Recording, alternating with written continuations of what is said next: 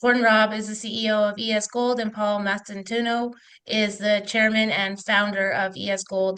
People that are new to the story, they want to look at the potential that this has. Look at the metallurgical work that we've done. We've put work into this. This is not a new project by any means. As Paul and the team have been working on this over a 15-year period.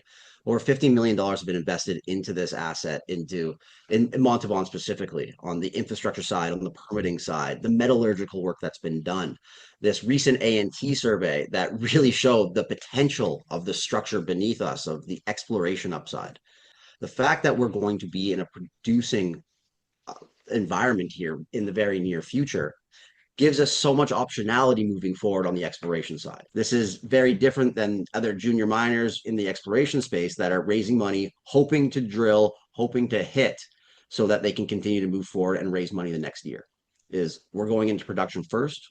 We're cleaning up an environmental liability with known tonnage. We know what we're getting into. We know the revenues, we know the income we're going to be able to bring in, and then we can reinvest that into exploration and expansion and development further. We can turn something ideally with a mine life of 5 years, potentially into a mine life of 10, 15. But we also have the optionality is we don't find anything, we can take that money, we can reinvest it into another property and replicate what we're doing here. A low capex model, cleaning up existing mine waste in an environment where there are a lot of past producing mines with tailings on surface. A partner like Ocean Partners coming on board and making what for me is a significant commitment in form of an investment through that line of credit, because $9 million on 19 total, it's the validation part. Ocean Partners, through their investment and their partnership,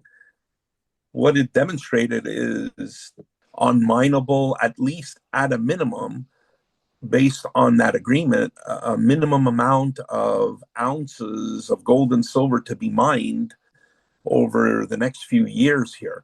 For me, what it tells me, I'm a nuts and bolts kind of guy. So for me, it tells me that through their work, they believe that those minimum ounces on that surface crown pillar and the tailings, that should be a signal for shareholders, future revenues. Through the process, we have at least a minimum of those amount of ounces of gold and silver. Gordon's addition, since he's joined here in the last couple of months, has been able to take this over that finish line. I am super, super excited for the shareholders. The mill build out equals production. Production equals revenues. Revenues brings that intrinsic value, that real value, market value for shareholders. And we're in a position now to be able to do it, something which for 15 years we were unable to be in that position to deliver. And so shareholders have a lot to look forward to here in the next 12 months. For disclosure purposes, our site does not make recommendations for purchases or sale of stocks, services, or products. Nothing on our site or this podcast should be construed as an offer or solicitation to buy or sell products or securities. All investing involves risk and possible losses. This podcast is for entertainment purposes only. Please read all disclosures and disclaimers at the end of the show. For disclosure purposes, ESGold Corp is a paid-for featured client on the Investor Ideas website. Gordon and Paul, it's great to have you both on the show. For investors that are new, Gordon Robb is the CEO of ESGold, and Paul Mastantuono is the chairman and founder of ESGold. So I wanted to get this story started off with the updated PEA because we haven't talked in a couple months, and I feel like that's one of the most exciting things. You had about 60% IRR and tax loss benefits. Gordon, do you want to just give some of the overview of some of the best, juiciest parts of the PEA for new investors? Well, the PEA, it's what we did with an updated PEA was quite exciting just to be able to update the prices of what we're seeing in gold and silver. But what's important here is when we did it at $35 silver and $2,900 gold. So already those numbers are out of date. So the excessive IRR that we've seen, the very quick payback period of under 2 years, all of these numbers are already very conservative considering to where we've seen the precious metals space go over the last 3 months. So we're very optimistic about moving forward with our milling program here, getting this up and running. But the numbers we have from our PEA show that this has tremendous potential moving forward, and we're very excited about the continued precious metals market rise. Do you want to talk about the offtake agreement in that as well? And then obviously, Gordon, I feel like we should definitely comment on that you guys have raised a lot of money this summer, 9 million with Oceana Partners and 8 million on your life offering. I'd love to hear your commentary on that. Kelly, the last time you and I spoke, I was, I think, a week into this job. I was told recently by an investor that you're judging your first 100 days, and the first 100 days have been quite busy. In that time period, we've raised $8 million in equity financing, which got us our full funding for a $5.9 million capex. And we coupled that with an offtake agreement with Ocean Partners. This show in two tranches of $3 million and $6 million for development of a 500 ton per day capacity phase one, and up to 1,000 ton per day, which we are fully permitted for, which would be phase two. Now, this was a tremendous sign off. A company like Ocean Partners coming in to partner with us, doing their deep due diligence, having tremendous confidence in the project, and they have tremendous incentive to get us up and running as they want the material. As this isn't just a debt obligation and a debt agreement, is what they're looking for is the ore and the doré bars that we're going to be pouring. So having that partnership with a very reputable firm has been very exciting for us, and it added tremendous validation to what we're trying to do.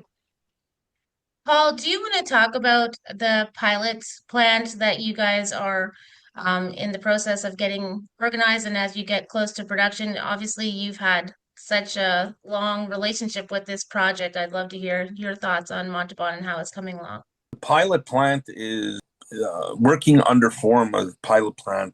All we're doing is setting ourselves up to process exactly what is defined in the PEA. Only we're processing at a lower rate, and it's a couple of months. It's a period where during that couple of months, we're able to do the proper tweaking and make sure that everything that was prepared through our validation work in the laboratory is done in the environment of a full-blown mill circuit. And then we're able to take that step from that pilot plant to the full 1,000 metric ton milling circuit. But what I want investors to know is in the process of this pilot plant, all it is a half step. We're not doing a pilot plant because we have things or items that have not been validated that need to be validated. All the metallurgy work is done. We know what our extraction percentages are, and all we're doing is validating and we're making sure that those recovery percentages that were produced in the lab are in line in that full mill circuit. And this pilot plant is a representation of one of the circuits of the final two circuits that represent 1,000 metric tons. So there's not going to be any adjustments or any modification to equipment or mill build-out design. We're really building out the first circuit of the two circuits that has been identified in that PEA. It's more of a precautionary step before we really go out and spend the full amount of money and get ready at 1,000 metric tons capacity daily. And for your pilot plant, are you thinking to still start with 500 tons a day and then move up to 1,000, or is that change just to go for 1,000? That's the plan. We're in the process right now of evaluating. Management is evaluating, even at the moment, potentially just building out the 1,000 metric ton daily capacity build out as is identified in that PEA. And the reason that we are looking at this and considering it is because we have the capacity to be able to do it given the funds that were raised and the partnerships that are there. And if that decision is made, what it does is it puts the company in a position where it'll be producing at 1,000 metric tons quicker than originally anticipated. But there's still some validation work being done right now. And we believe anyways, in the next 4 to 6 weeks, we'll have those answers and make that final decision. Gordon, do you want to talk about that you're close to production once you are doing 1,000 tons a day? What is the revenue that you're generating there with gold and silver prices the way they are? Like what can you kind of project for that? Without getting into any numbers specifically, right? We want to wait till we're fully moving forward before we start putting out guidance to the market. But I can tell you that our model has significantly changed over the last month and a half because this project made sense at $1,600 gold and $20 silver. So with $4,000 gold and $50 silver, we're seeing excessive returns in the first year. As Paul mentioned, that jump to 1,000 tons per day would put us in a very advantageous position for more revenue generation right off the bat with tailings reprocessing, which allows this to move forward and scale quicker. But we're just evaluating right now if we want to see that validation of the 500 tons per day first before we move up to 1,000 tons a day, or if we want to go straight into 1,000 tons a day to see more revenue by the end of 2026. I'm assuming the next step would be the exploration side of the Montalban project. Do you want to just talk a little bit about the ant survey that you did there, and then what are some of the exciting things that you're seeing for the discovery side? A big green flag for me when I joined this project was the exploration potential. This is a past producing mine that operated over 100 years ago with tremendous upside and very little exploration done at depth. This was mined down to 200 meters. And what this ant survey did is this showed us that we had structure down to 1,200 meters at depth. This deposit, this mine, this property, the surface has really just been scratched of this.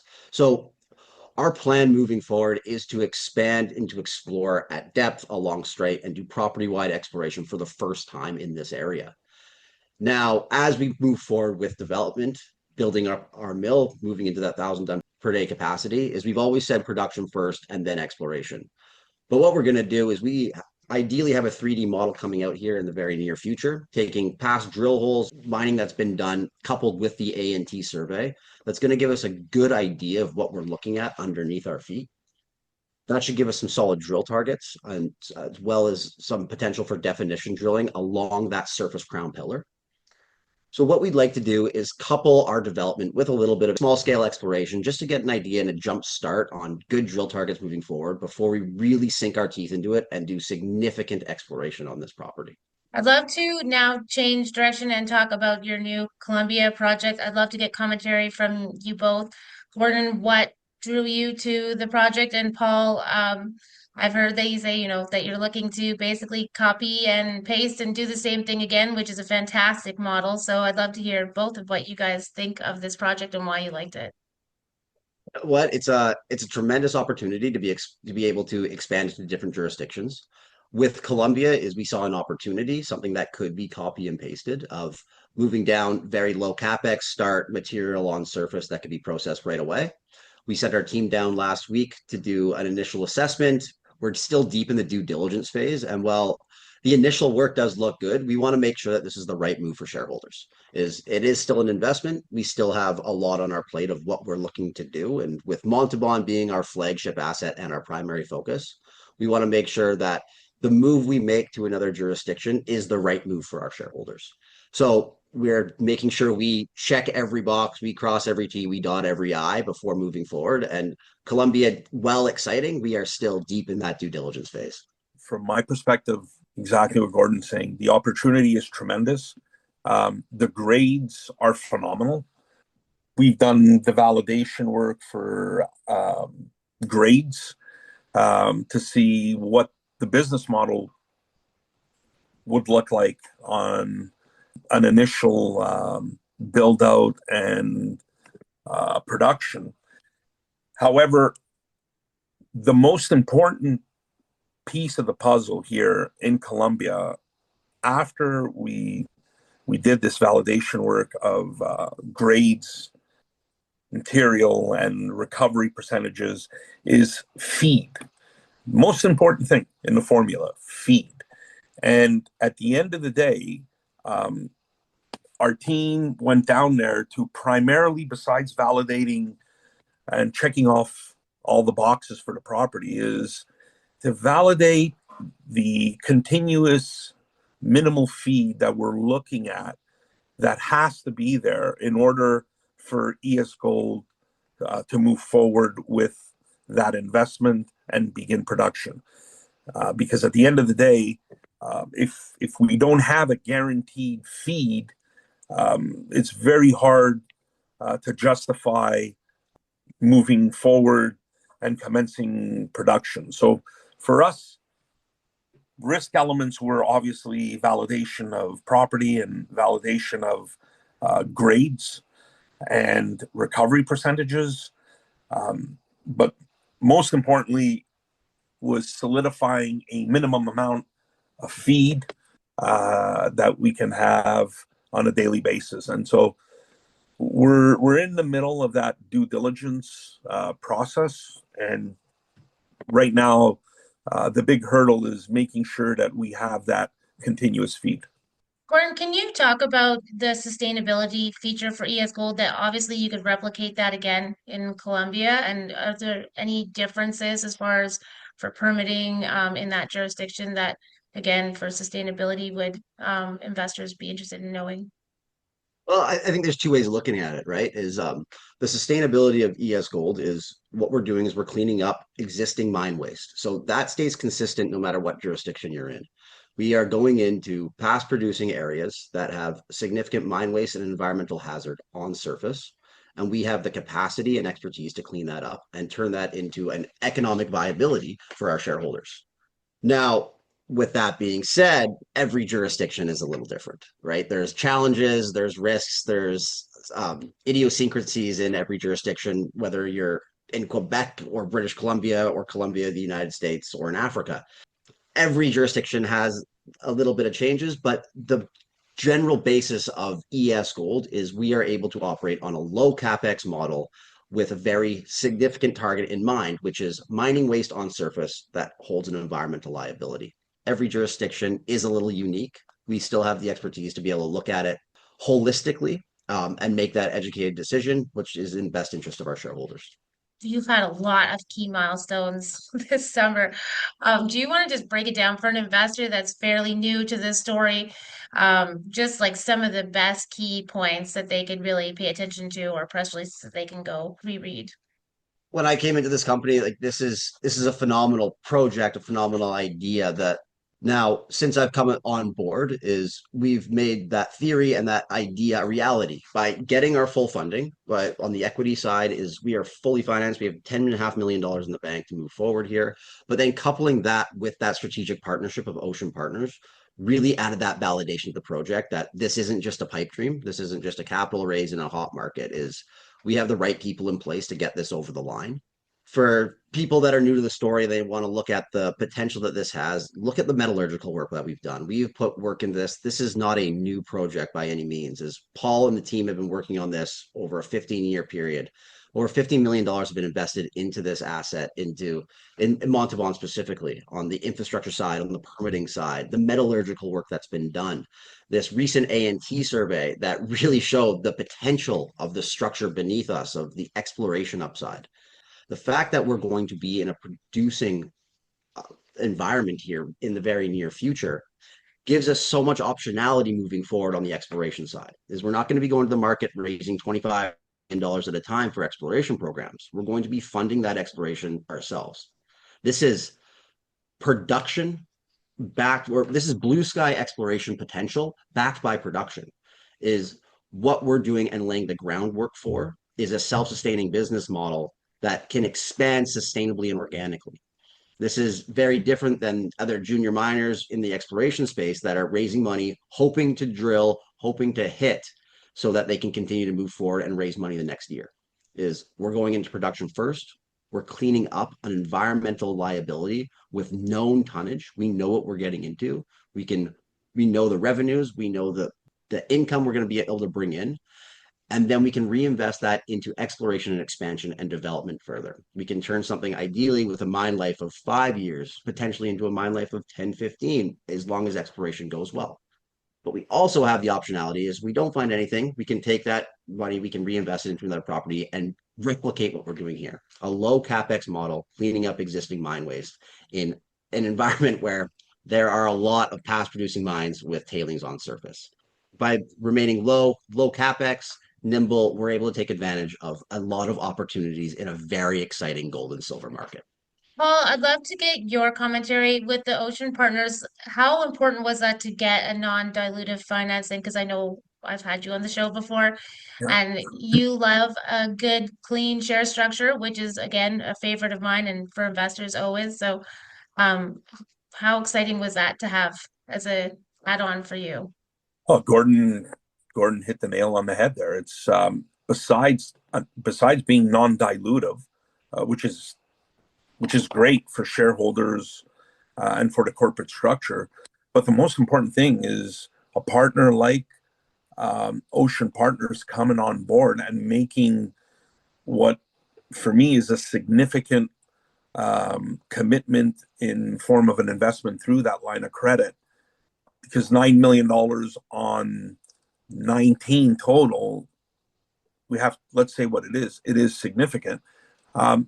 It's the validation part. Ocean Partners, through their investment and their partnership, what it demonstrated is it demonstrated validation of work that was done previously on mineable, at least at a minimum, based on that agreement, a minimum amount of ounces of gold and silver to be mined over the next few years here. And that, for me, was very, very, very important, that throughout that due diligence process, and they did an extensive due diligence process, that they move forward on the green light. It shows, anyways, on that validation side, for me, what it tells me, I'm a nuts and bolts kind of guy. So for me, it tells me that through their work, they believe that those minimum ounces on that surface crown pillar and the tailings are validated. And so that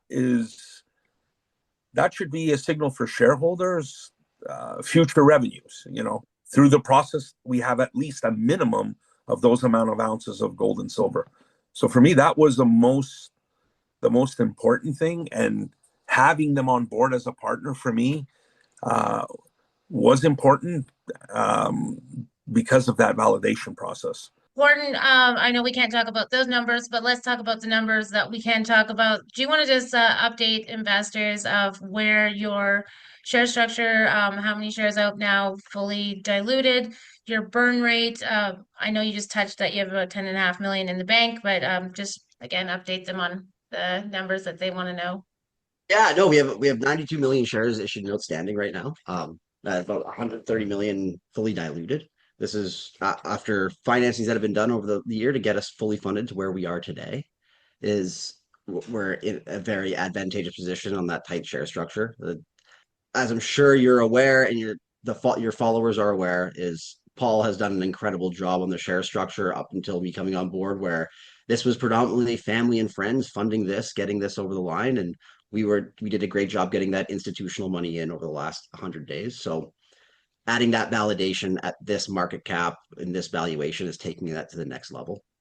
We're in a very good position right now when it comes to capital structure. We have, as I mentioned, we have about $10.5 million in the bank.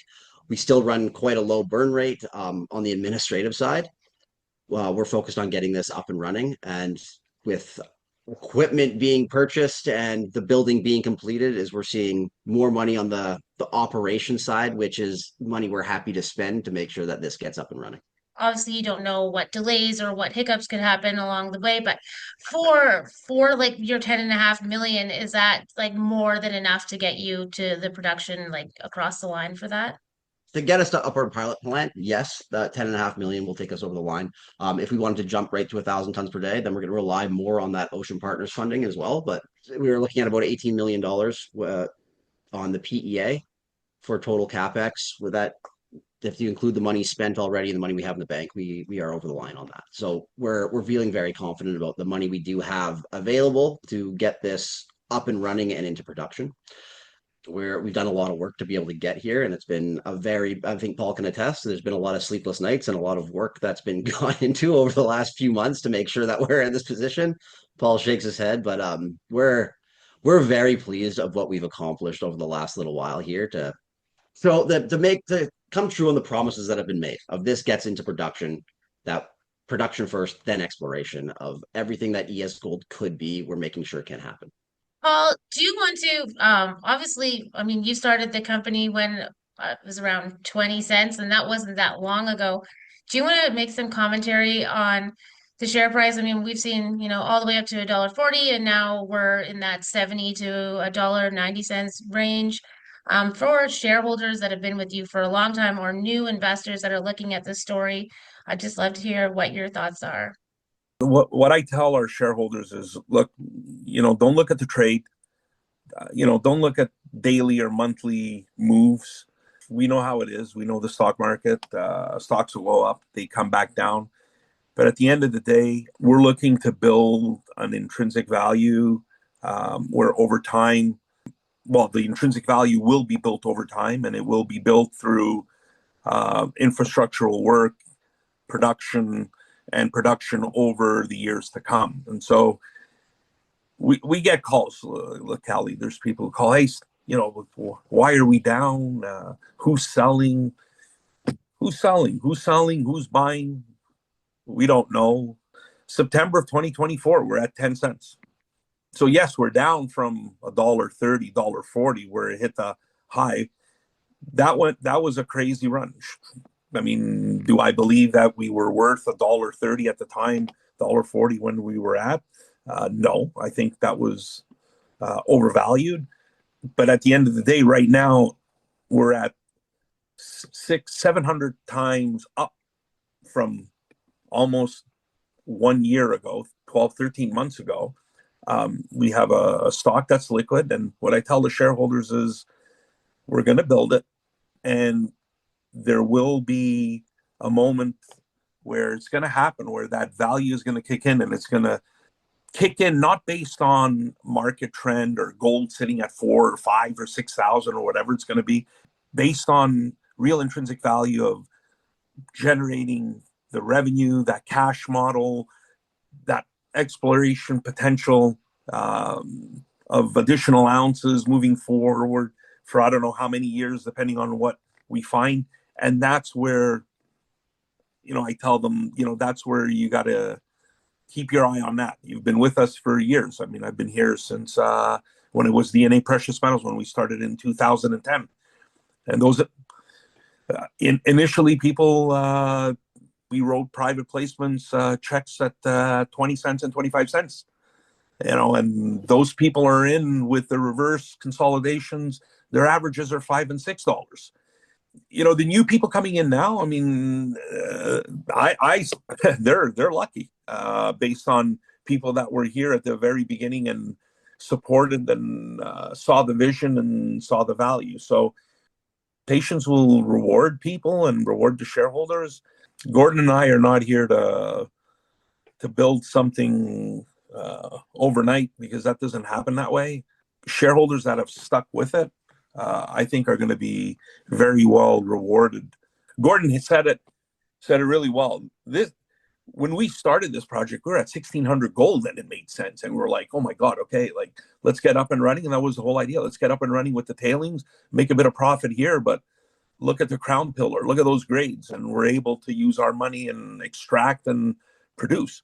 And that made sense at 1,600. So 4,000, I'm really excited. So, Callie, to add on here, right, is as Paul mentioned, when it was at $1.20, $1.30 a few months ago, and it ran up, and there was some hype in the market, hype in the gold and silver space. If people liked it there, people like what we've done since then is we are now fully funded to accomplish what we've said we're going to accomplish. We've expanded on our exploration side. We've shown tremendous potential down at depth. We've done nothing but add value since then. So if people liked it at $1, and if they liked it at 90 cents, they liked it at 80 cents, like they should certainly like it at 75 cents, is because we've done nothing but add value since that time.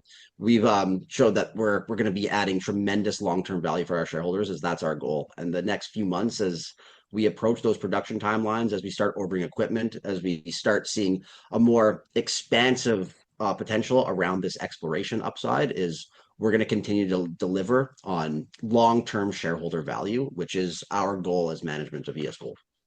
Well, I 100% agree with both of you. I think it's a fantastic story, and I know Peter Kraut does as well, and quite a few of the big players love this story. Gordon, as we come to a close, do you want to just give any last thoughts to new shareholders, potential investors? Is there any conferences that they can see you at in the next couple of months for the end of the year? How can they reach out to you as well? My phone number is available in our news releases. Please don't hesitate to call me, email me. I'm more than happy to talk to shareholders, because as hard as we work, I really do love this, right? Like, we eat, sleep, and breathe. I love talking macro. I like talking this company specifics. Like, you're never bothering me. I'm more than happy to answer your questions. So never hesitate to reach out. And we're doing a little bit of marketing throughout the fall time. We're going to be in Toronto in the next couple weeks, and then be in London for Mines and Money here at the beginning of December. Just being able to touch base with a lot of connections in our European investor base, which is continuing to grow. We're moving forward. You know what? This is a remarkable time. We're at the very beginning of what ESGold has said they're going to deliver on. This is the start of everything. As well, this company has been working hard to get to where it is today. We got our funding, we get to move forward, we get to start ordering equipment. Is people getting on board now? They're joining us at the very beginning of what we can do. So this is the last week, and this little bit of slip we've seen in gold and silver has presented an amazing buying opportunity. And while a lot of people exited it in fear across this space, I think the real investors in this space, the people that know that smart money, got very excited about a little down dip, because it presented a phenomenal opportunity to be able to get involved in a little bit lower valuation. And after this last week that we've seen, this has presented a tremendous opportunity for new people to get involved with ESGold for what we plan on delivering in the months to come. Is the end of 2025 is going to be exciting as we continue to build and get ready, and 2026 will be the most exciting year yet in ESGold's history. The biggest hurdle for this company was having the capacity to raise the money required to get the project into production, which is where that real intrinsic value will kick in for shareholders. Gordon's addition, since he's joined here in the last couple of months, has been able to take this over that finish line, which is something that the company struggled for 15 years. Let's call it what it is.